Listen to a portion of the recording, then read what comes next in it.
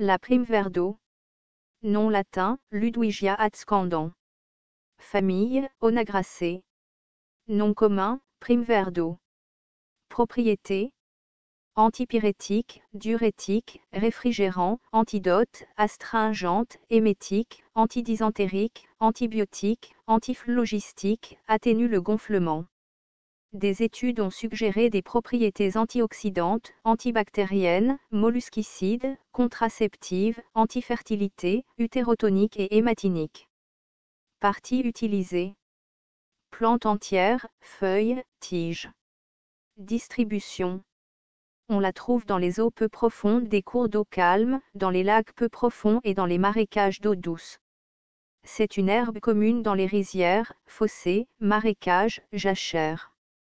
Chine méridionale, Myanmar, Thaïlande, Cambodge, Laos, Vietnam, Malaisie, Philippines, Indonésie, Nouvelle-Guinée, Australie. Botanique. La primevère-d'eau est une plante aquatique herbacée vivace rampante ou flottante.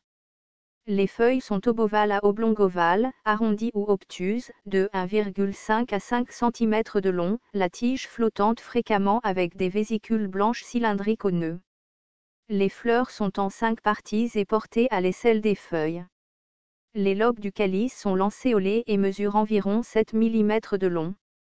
Les pétales sont obovales, blancs, jaune pâle à la base et mesurent environ 12 mm de long. Les étamines sont au nombre de 8, insérées, les fruits sont capsulaires, linéaires, cylindriques, de 2 à 3 cm de long, d'environ 3 mm de diamètre, étroits à la base et légèrement striés longitudinalement. Constituants.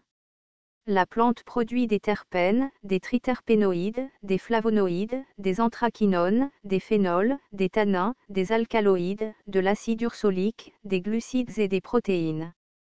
Utilisation culinaire. La plante est consommée comme légume. Les feuilles et les jeunes pousses crues sont consommées en salade. Médecine rurale. Une décoction de plantes séchées est utilisée pour les rhumes avec fièvre, toux intense et incapacité à uriner. La plante fraîche pilée est appliquée comme cataplasme sur les anthrax, les entorses et les morsures de serpents. Aux Antilles, elle est utilisée comme émollient. Une décoction est utilisée comme astringente pour la dysenterie.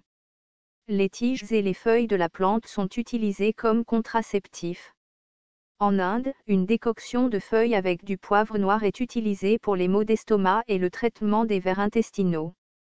En Thaïlande, une décoction de plantes entières est utilisée par voie orale pour la fièvre et la diarrhée.